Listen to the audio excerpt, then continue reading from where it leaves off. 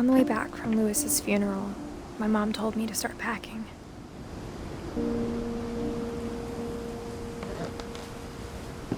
She waited until the day before we left to tell Edie. I'm not sure if she wanted to make it easier or harder.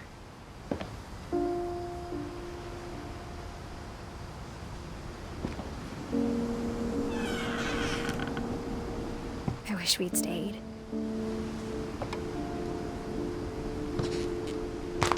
But I understand why we left.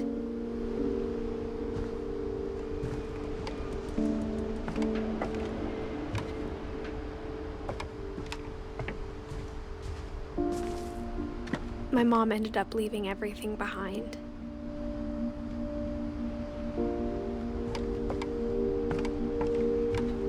What happened that night had been coming for a long time. Maybe it should have come sooner.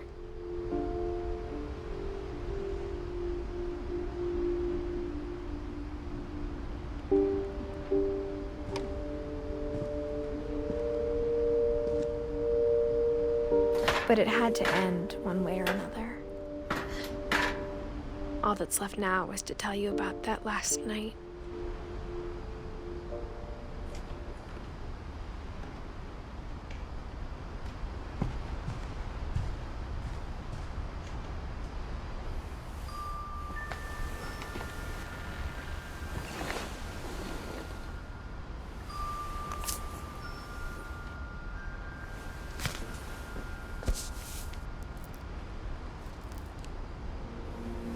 That whole last day, Edie just watched us pack and didn't say a word.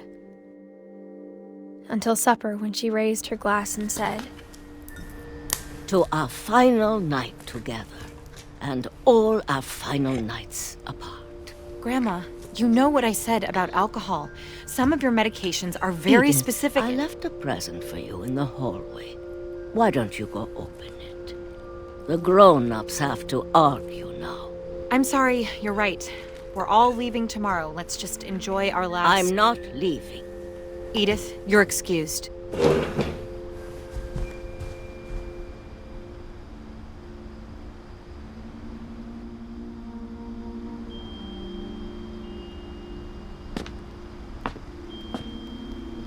The power had been shut off that morning, but Edie always had plenty of candles. When my mom sealed the library, I don't think she knew about the other entrance.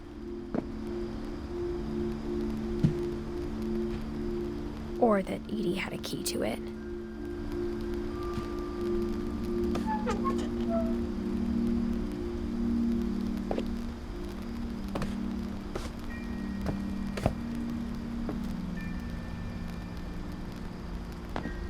That thing you're afraid of isn't going to end when you leave the house.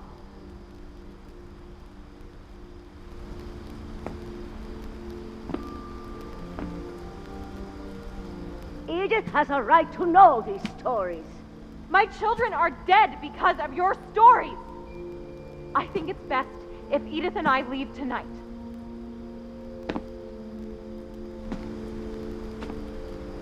We'll have the nursing home send a van for you in the morning, okay?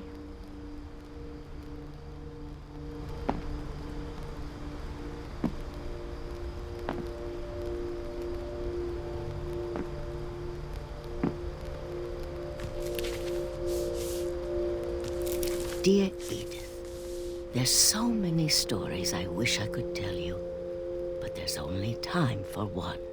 This is about what happened on the night you were born. That night, the tide went way, way out. It was the first and last time I ever saw the old house aground. There'd been an earthquake out in the middle of the ocean. They called it the lowest tide in 1,000 years. God, it smelled awful. You know, I've seen that house every day of my life.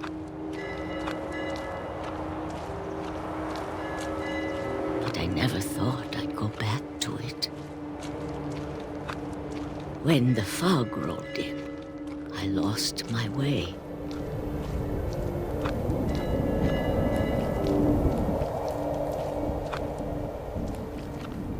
I got turned around.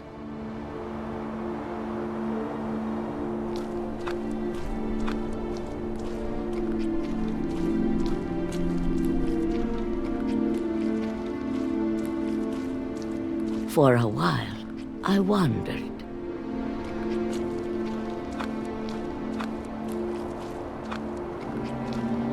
I started seeing things.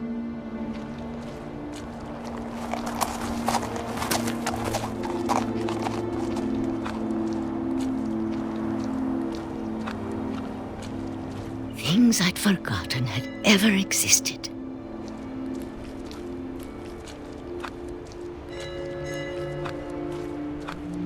But when I saw them, they felt like old friends. That night, a lot of things came back to me. Or maybe I came back to them.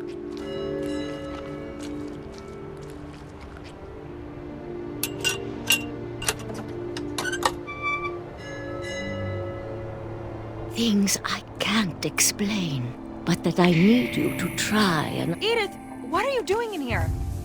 It's mine. Edith! Mom, you're gonna rip it! Let go! I kicked and screamed, but Mom dragged me to the car.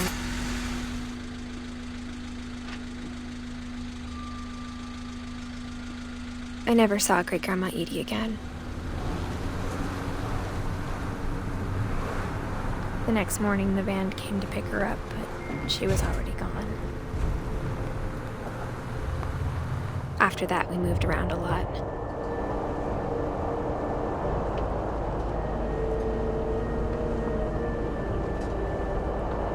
We both tried to make the best of it.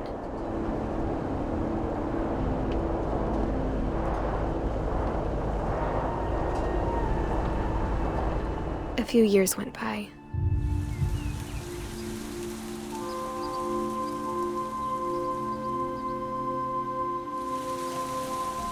My mom didn't like to talk about it, but she started getting sick a lot.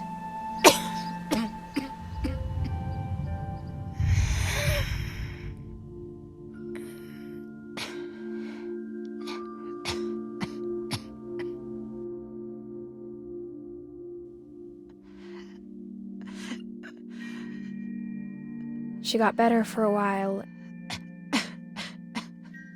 and then she didn't.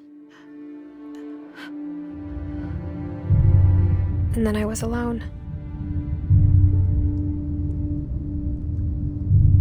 The last Finch left alive.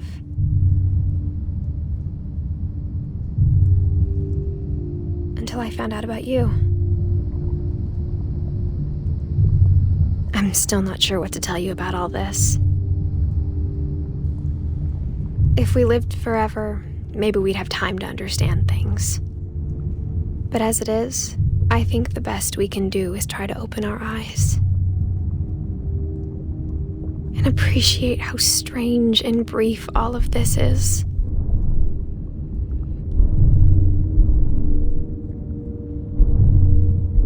This journal was supposed to be for you. But now I hope you'll never see it. I just want to meet you and tell you all these stories myself. But I guess if you're reading this now, things didn't work out that way.